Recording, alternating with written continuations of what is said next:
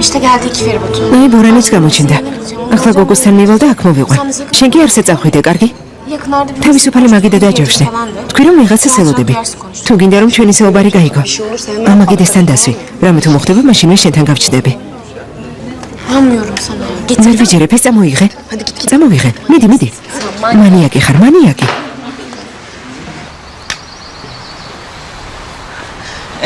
აბა, რაზე გავჩერდით? იმაზე გავჩერდით, რომ ჩემი ბიჭები დაამცირე. არ გსვენია, ილიას. კარგად იცი, რომ ამის თქმა არ მინდოდა. ბავშვებივით იქცევიან, რა ვქნა. და უფიქრებოდ ვთქვი. გამოდის, რომ მე ვერ გავიგე. რატომ მაძალებ? რატომ მინდა, რომ ოჯახთან და ასიესთან ურთიერთობა გამიფუჭდეს? ისედაც სულ ჩხუბობთ. ახლა შეჯიბოზე ფიქრიც აღარ შემიძლია. ეს იცი და თავს მაინც არ მანევებ. სადაც საჭიროა, იქ უნდა ილაპარაკო მკაცრად. ამის გარეშე ვერაფერს მიიღწევ. სადაც საჭიროა მკაცრად ვლაპარაკო. მაგრამ ამას ისე ვაკეთებ, როგორც საჭირო ვთვლი. თუ არ გაწყობს, მოდის გიხდი. იზმირში ვნახე, როგორ მოიქეცი. მოტოციკლს თუ დამალავ, ჩემპიონი გახდები. თუ მეგობრის ზურგს ამოეფარები, დროა გაიზარდო. გაიზარდა ილიას.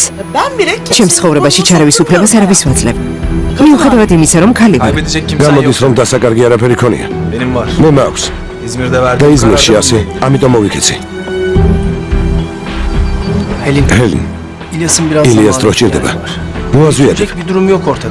მომისმინე. ასიე და მამამისი დროთა განმავლობაში შეეჩვევიან. ნუ დააძალებ. აზრი არ აქვს. კარგი არაფერი გამოვა. ისე მოვიქცევი, თითქოს ჩემი ბიზნესია. შენთვის ეს არაფერს შეცვლის. კარგი? კარგი ილიას, საერთოდ რატომ ჩხუბობთ? როდის იყო მე მიჯერებდი?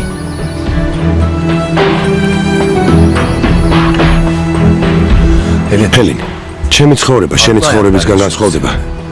ჩვენი ოჯახების ფასეულობებიც კი განსხვავდება. მესმის რომ დასავით მეკცევი, მაგრამ სულიანი კაცები ისე ვერ მოიქცევიან, როგორც უნდათ, ბატონო ილიას. რა იყო? არ შეიძლება ერთი ასაკის ორი ადამიანი ერთმანეთს დაძმასავით მოექცეს? კარგი მეგობრებო, ისე იყოს როგორც გინდათ. ჯერ ეს საქმე დაიწყეთ, რომ ჯიბეში ფული გაგიჩნდეთ. უფროსი ომერი იყოს, კარგი? ალბათ თანახმა ხარ. Seni kaybetmek istemiyorum.